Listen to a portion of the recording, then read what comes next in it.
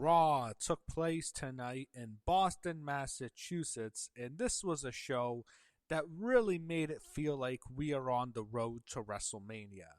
That's a feat that some of the shows preceding this have not been able to do. I thought Raw was actually a very good show tonight. So we started off with Brock Lesnar kicking off the show. He was accompanied by Paul Heyman, who cuts his usual promo. Oba Femi finally came out. They fight, and Oba sends him over the top rope to the floor. Paul convinced Brock Lesnar to leave. This was a good segment, kind of a repeat of what we saw last week. Not the same when Oba lays him out and then poses over his fallen body. But here it's kind of similar in which he gets the upper hand on Brock. Eventually, on the road, one of these weeks, Brock's going to get the upper hand on Oba, probably next week in the Garden. But another good showing for Oba Femi, and I think they've done a very good job so far building up this match. We got a Dominic Mysterio Penta video package. Usos were out next. After the break, they show us the Vegas Strip to promote WrestleMania. Then the Vision come out, and we get the Usos against Logan Paul and Austin Theory of the Vision. So WWE during this match, I wanted to mention this. They sent their condolences to Dennis Condrey of the legendary Midnight Express tag team. He passed away late last week. So rest in peace, Dennis, an icon in wrestling and the tag teams, the Midnight Express, all-time great team. Very sad to hear that he passed away. And during this match, LA Knight made a run-in to stop Logan Paul from using the brass knucks, and he takes him off Paul and he gives him to Jey Uso, who then uses the brass knuckles on Austin Theory, getting himself disqualified. Then he hits Logan Paul with them, and it just planted the seeds here for a Jey Uso heel turn. That's where it looks like we're heading. And by the end of the show, I thought, okay, I think Jey's definitely going to turn heel very soon. I think the Usos are losing the belts next week in New York. Becky Lynch headed to the ring next. They promote WWE World in Las Vegas for WrestleMania. So Becky was out next. She cuts a promo on AJ Lee. She claims her daughter Rue was singing the AJ Lee theme song. Then she says she murdered the Divas era. That's a good thing. And finally, AJ Lee comes out. Becky immediately runs away. AJ says she's walked Becky like a dog every time they've been in the ring. She said dog, but I mean, really, it's a bitch. That's what a bitch is. Yeah, Becky Lynch is AJ Lee's bitch in the WWE the last few months. AJ makes her tap out like a little bitch, as Gunther would say. So yeah, I definitely think that's true. Becky, she's AJ's bitch right now. Then AJ then challenged her to a match at WrestleMania, as she should. She beats her every time.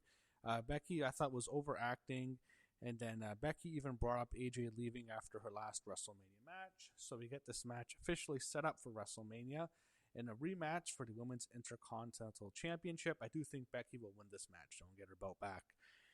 Jey Uso is pissed off at LA Knight backstage. Jimmy tries to calm him down. Javon Evans headed to the ring, and then we get Javon Evans and Grayson Waller. Of course, Javon Evans got the win after the OG cutter.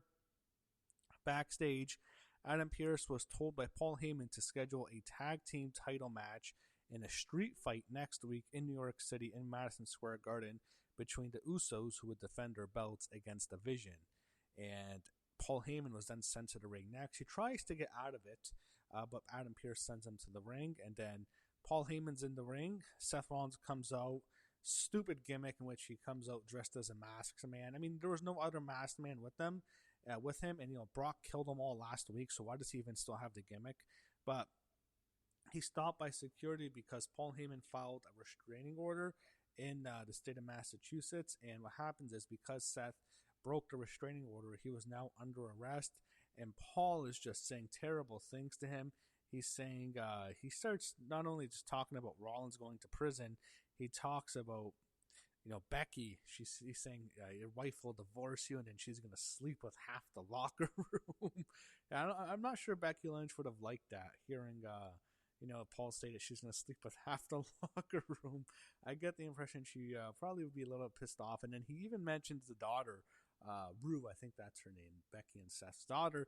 And then I think he says, like, I don't know, something about the daughter. Forget the exact comment, but that's what leads to Seth going after him. He storms the ring, punches Paul Heyman, and he's arrested by the Boston police.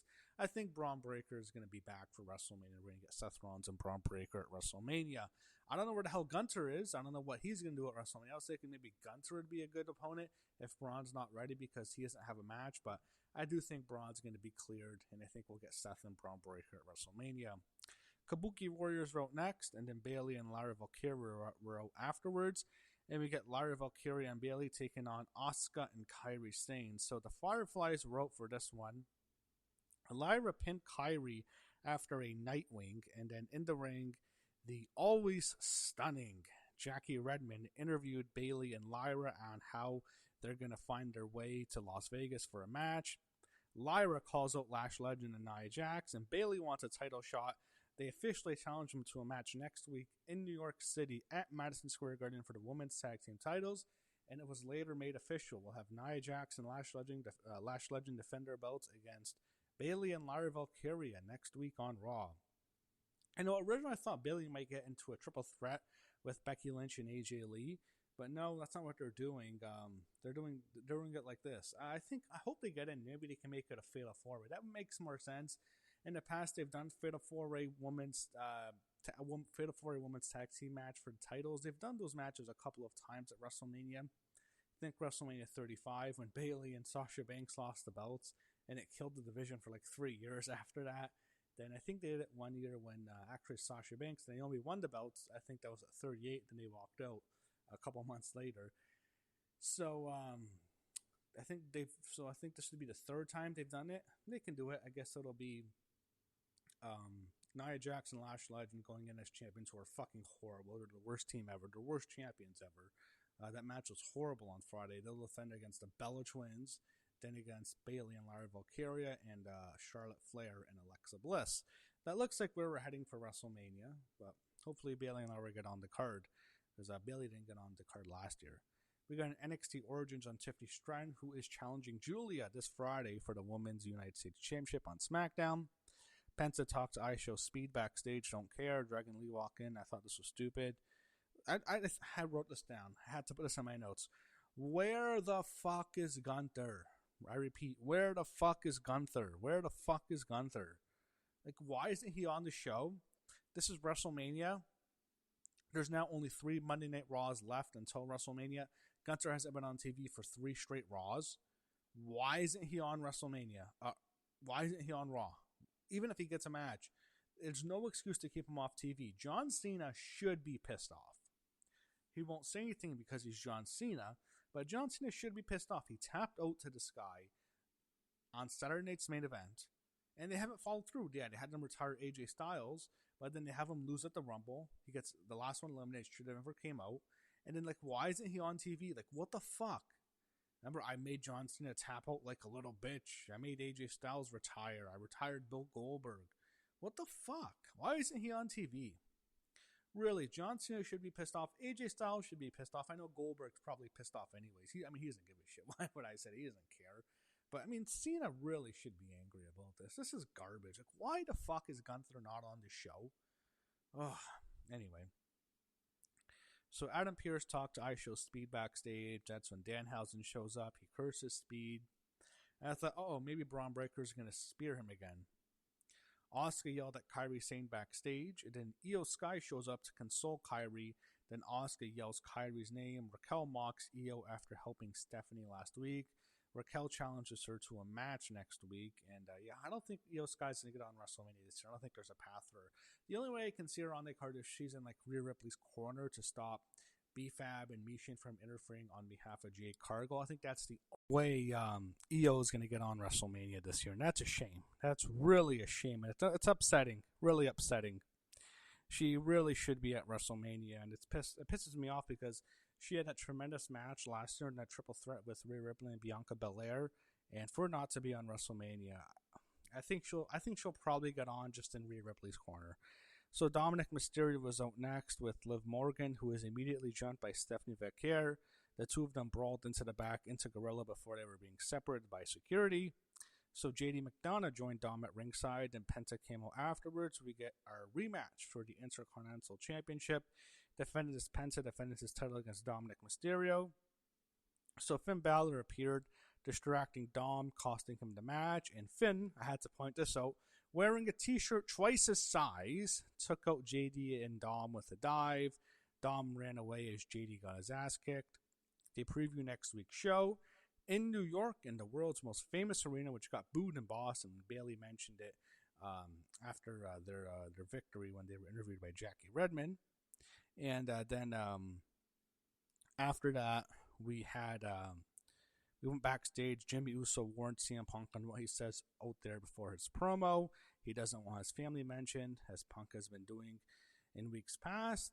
And then we get the main event segment. CM Punk is out. He mentions the Usos, insults the Anoa'i family once again. He talks about how age is just a number. He mentions Gunther, and that's the only time anyone mentioned Gunther on the show. Then Jey Uso comes out. Jimmy comes out to try to cool him off, try to get him not to attack Punk. Usos argue. Then Roman Reigns comes out. Roman sends the Usos to the back, but Jey goes after Punk, and then that's when Roman takes advantage and lays him out with a Superman punch, kind of like the old Bloodline days. Then Roman Reigns hits CM Punk with a spear. Then he powerbombs him through the announce booth on the outside, and this was really well done. Jey is being very animated here, and I hate Jey Uso. I hate the gimmick, but he's been doing really well. He's actually been doing good. It's kind of what we saw with the Bloodline Jey Uso. A side of Jey Uso we haven't seen in a very long time, over 2 years now. So this was actually cool. Almost 3 years, really, since he's been involved in the Bloodline. It's been that fucking Yeet gimmick since he went to Raw in 2023 it was, after SummerSlam when he lost to Roman in 2023, yeah. So almost it's been a very long time since we've seen this Jey Uso, the hothead Jey Uso, and he was very good here. I think Jey's going to turn on Roman Reigns at WrestleMania. Maybe I'm wrong. I might change my mind, but I think that's where we're heading. I think the Usos are losing the belts next week, and it wouldn't surprise me if they're left off the WrestleMania card. But they will have a spot. Jey will have a spot, and I think he's going to turn on Roman. He might cost Roman Reigns a title at WrestleMania, and then Roman Reigns is going to feud with Jey Uso. I think that's where we're heading. And I hope that happens, because Yeet will be officially dead if that happens. I want the end of the Yeet movement. No more Yeet. Yeet sucks. So if Jey's going to turn heel, look, I've been very critical of him. If he's going heel and he's going to be like this, no more Yeet, I'm all for it. He actually can be very effective in this role. I think he's been doing good work. So hopefully that happens. But yeah, I thought Raw was very good. Except that they don't have Gunther on the fucking show, which is a fucking shame. Even if he gets a match, I suspect he'll probably end up on the WrestleMania card. But still, it's a joke that he hasn't been on TV for this long. But I did think the show was one of the better Raws leading up to WrestleMania this year. And it actually made it feel like, yeah, we're on the road to WrestleMania, finally. It's like, I guess we've been taking the wrong routes, but now we're on the right route as we go down the road to WrestleMania.